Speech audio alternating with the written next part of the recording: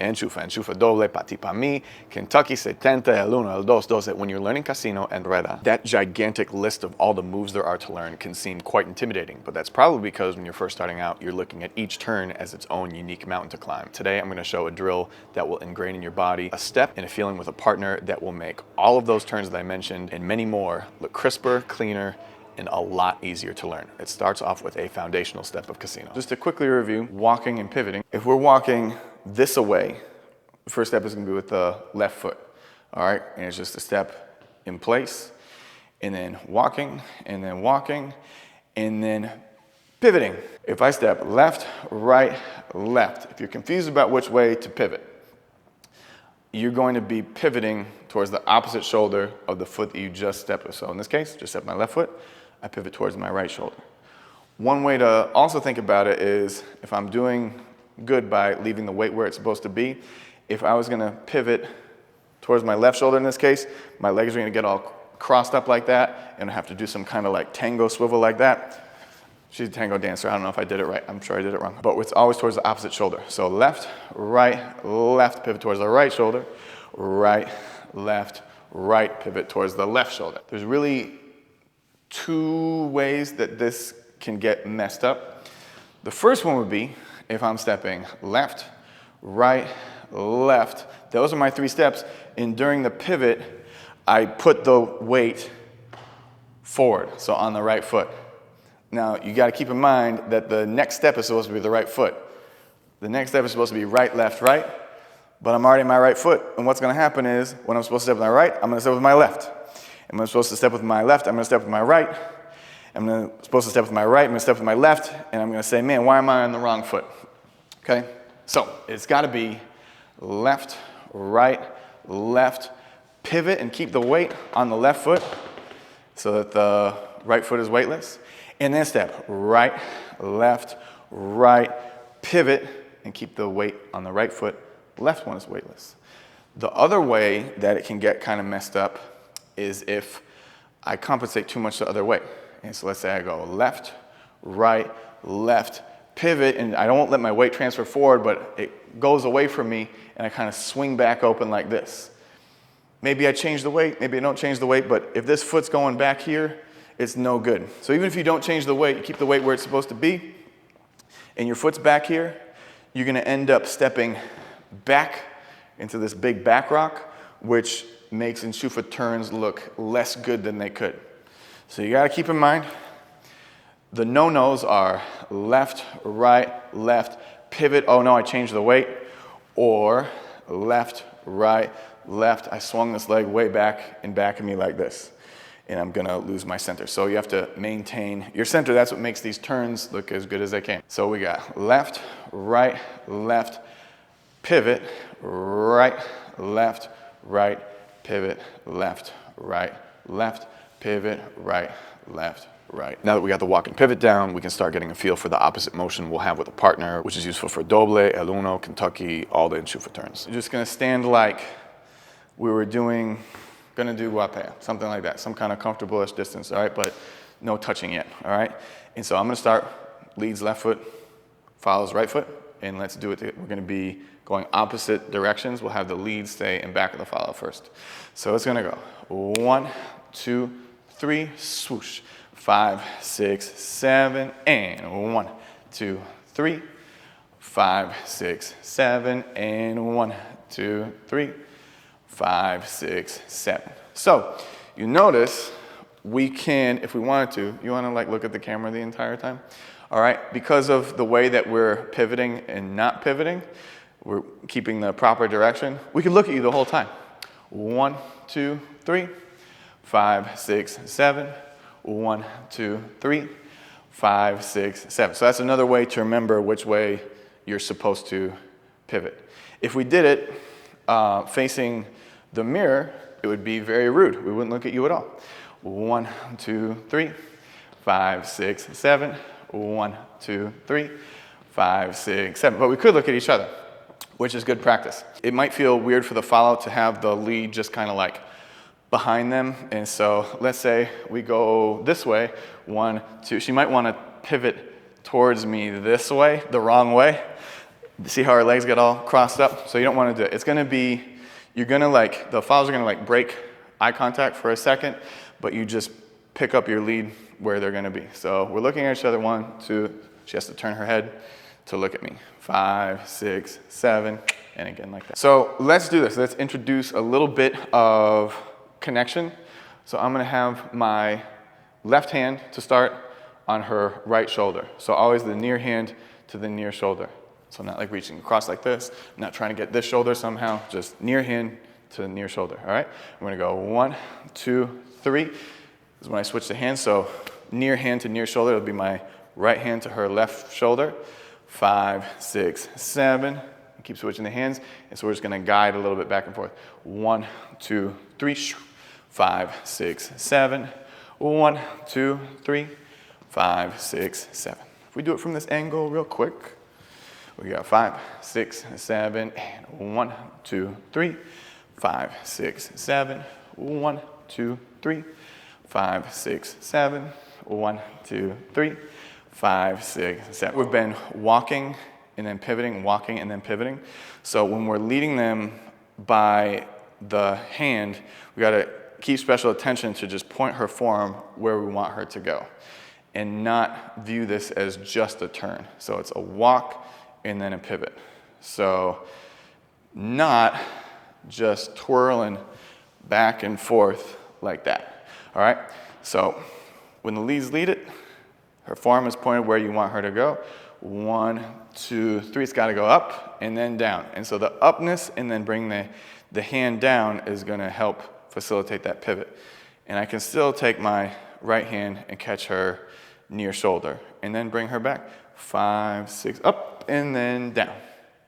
All right? And we're just going to do that a few times. 1, 2, 3, 5, 6, 7. 1, 2, 3, 5, 6, 7. 1, 2, 3, 5, 6, 7. 5, 6, 7, and 1, 2, 3, 5, 6, 7. 1, 2, 3, 5, 6, 7. 1, 2, 3, 5, 6, 7. The last part of the drill has lead and follow switching positions back and forth, which is useful for learning turns like para ti, para mí, setenta, el dos, doce. If you made it to this point in the video, you probably would have passed the marshmallow test as a kid, as opposed to racing towards the instant gratification of learning all these fancy turns that look like they're their own thing. You see the value in drilling the fundamentals, which will allow that learning process of all those turns to be significantly easier and leave the turns looking better. That approach is very much in keeping with my course, Casino Fundamentals, where this drill is taken from. If you're interested, it is, as of right now, on sale for Black Friday. So far, the follow has always been in front of the lead, and we've been giving pivots of consistent size. So I brought her yonder, 1, 2, 3, brought the forearm down and pointed it back to where she was, 5, 6, and 7. So now, what I want to see if we can do is bring her this way, 1, 2, 3. I'm going to keep my hand off her shoulder, but I'm going to point her forearm behind me. And then I'm going to actually walk in front of her, bring her to walk behind me. 5, 6, 7, and then look at her. And so we're going to be zigging and zagging. So for the first part, 1, 2, 3, follows in front of the lead. 1, 2, 3, 5, 6, 7, the lead's in front of the follow. 5, 6, 7. When we did the walk and pivot drill, warming up, we could take like shallower or deeper pivots. So we're just walking back and forth like 180 degrees. That's all our pivot was, just to walk back and forth in a line like this. But we did it where we were walking towards the mirror. So the pivots were a little bit less of an angle. And so we zigzagged our way towards the mirror. And then we ran out of room here. The pivots have to be bigger. 1, 2, 3. So I got to go bigger than 180. And the trick here is that I have to look where I'm walking. So on this one where we're zigging and zagging like this, at first the lead is taking 1, 2, 3, a shallow pivot so I can walk in front of her, but I've got to give her a larger pivot and point that forearm behind me. So she has to be facing past my right shoulder. And then 5, 6, 7. When I get here, small pivot for her, bigger pivot for me to aim behind her.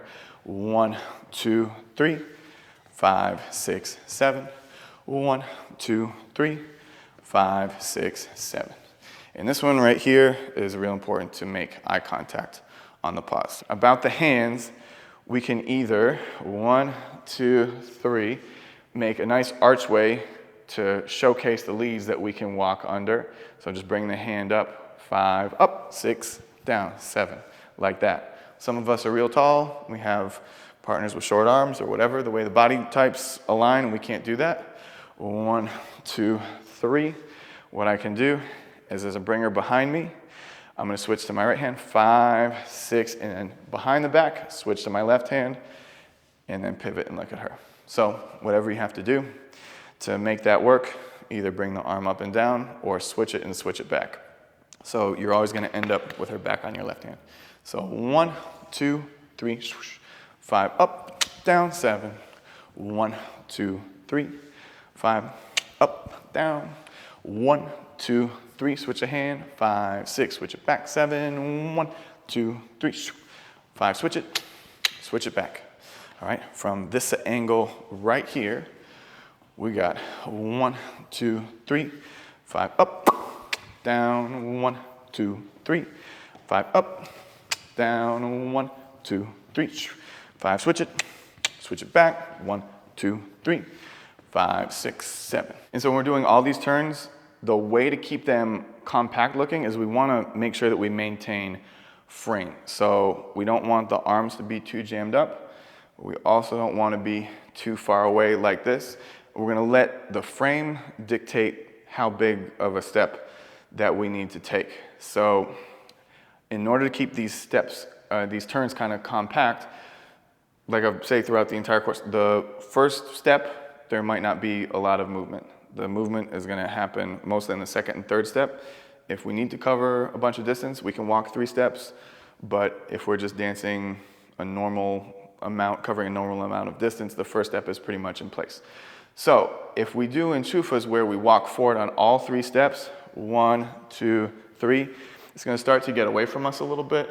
If we keep walking forward, forward, forward, the distance is going to get big and it's just not going to look as nice as if we keep the steps compact. So if we can remember to take the first step and place it underneath your center and then move, all of a sudden we have turns that look just a little cleaner, a little tighter, and more relaxed because we're not running around. So when we do these drills, right here, if we start with the shoulder, if we take the first step and put it under our center, and then move, and then pivot, put it under our center, and then move, we're not gonna get away from each other. And that's the benefit of having some contact, is if we find that we can't reach each other, we're probably taking too big of a steps. So the first step is going to be underneath yourself, and then walk, and then pivot.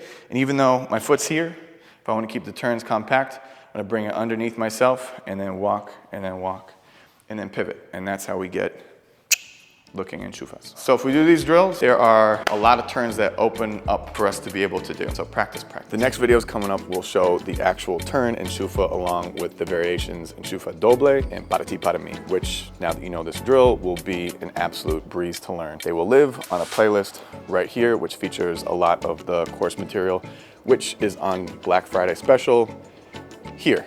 Clara and I were so charmed by the Midwest, we'll be returning to South Bend, Indiana, at the end of February. If it was anything like Chicago, it should be a rip-roaring good time. Details in the description.